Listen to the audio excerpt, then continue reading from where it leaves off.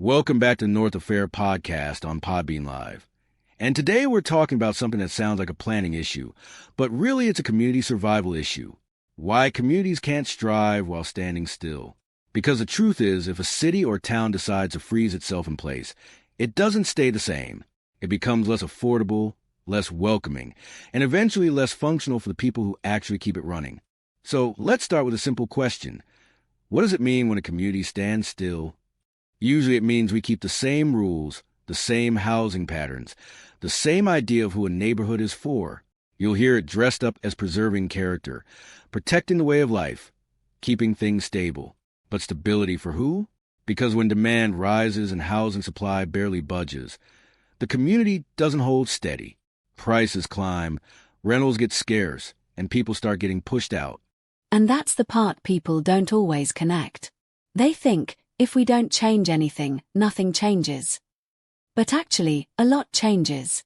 It just changes in a way you didn't vote on. Higher prices. Longer commutes. Teachers and nurses moving away. Adult kids who grew up there realizing they can't afford to come back. Exactly. Standing still is still a decision. It's just a decision to let the market decide who gets to stay. And it usually doesn't reward the people doing the everyday work that makes a town feel like a town. Okay, so if standing still is a choice, then the next question is, what kind of change actually helps? Because people hear housing and immediately picture giant buildings or traffic nightmares. What are we really talking about when we talk about deeply affordable housing? Great point. Let's define it in plain terms. Deeply affordable housing means homes that people with low incomes can actually afford, not affordable as in 10% cheaper than luxury. We're talking about housing priced for people who might be earning minimum wage, fixed incomes, disability benefits, or entry-level wages. The kind of housing that makes it possible for someone to live close to their job, their family, their medical care, their kids' school. So not just workforce housing for people already doing okay. This is about people who are most likely to be forced out first. Yes, and when a city builds deeply affordable housing, a few big things change. First, it reduces the pressure on everything else. If you don't have enough homes low-income residents can afford, they're competing for the same units as someone who makes more. Then middle-income folks get pushed to cheaper areas, and it ripples outward. Deep affordability stops that chain reaction. It's like taking your foot off the gas before the whole system overheats. That's a perfect metaphor. Another thing that changes is stability. People aren't just trying to survive month to month. They can plan. Kids don't have to switch schools constantly. Seniors aren't forced to leave the neighborhood they've lived in for decades. And when people have stable housing, everything else gets easier. Health outcomes improve, employment is more consistent, and communities become safer and more connected. And I think there's a hidden community benefit too. When people aren't on the edge, they have more energy to participate. They volunteer, coach, join local boards, show up to meetings.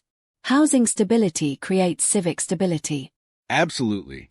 But then we hit the big controversy. Where does this housing go? Because even people who support it in theory sometimes fight it in practice. Which brings us to zoning. Single-family zoning. The rule that quietly shapes huge parts of our cities. Right. Ending single-family zoning has become this lightning rod, and I get why. People hear it and think it means bulldozers, towers, and losing every familiar thing. But in most cases, it means something much more modest and much more realistic. Like allowing a duplex, or a triplex, or a small apartment building in places where only one house was allowed before. Yes. It means letting neighborhoods evolve in a gentle way, so more people can live there without turning it into something unrecognizable. And here's why it matters. Single-family-only zoning is one of the biggest reasons housing supply is constrained in high-demand places. If most residential land is locked into one house per lot, you're basically saying only a limited number of households can ever live here, no matter how many people want to be part of that community. And you're also shaping who gets access. Because one home per lot in a pricey area often means one expensive home per lot. Exactly. So ending single-family zoning isn't some abstract political project. It's about whether a community stays open to new families, young adults, retirees who want to downsize, and workers who don't have six-figure incomes. I want to pull on that thread. What happens when cities actually end the dominance of single-family homes? Not just a policy statement, but real change over time. What shifts? A few things. First, the housing types diversify. You start seeing more options. Backyard cottages, small multiplexes, homes split into multiple units, courtyard apartments. That variety matters because people's lives aren't one size fits all. A young couple might want a small place near transit. An older person might want something manageable. A family might want a unit with access to yard, but not the full cost of a detached house. Second, you can get more homes in already served areas. That's huge. Building out on the edge of town is expensive. You're stretching roads, utilities, emergency services, and schools. But adding homes where infrastructure already exists can be far more efficient, financially and environmentally. So it's not just build more. It's build smarter, where the city can actually support it. Right. And third, as more units are allowed, it changes the land math. If only one house can exist on a lot, the land cost gets baked into that single home. If 2 or 3 homes can share the land cost, you have a better chance of creating homes at lower price points. Not guaranteed, but the ceiling starts to loosen.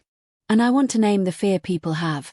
They worry that any change will invite speculation, or that small homes get replaced by bigger, expensive ones.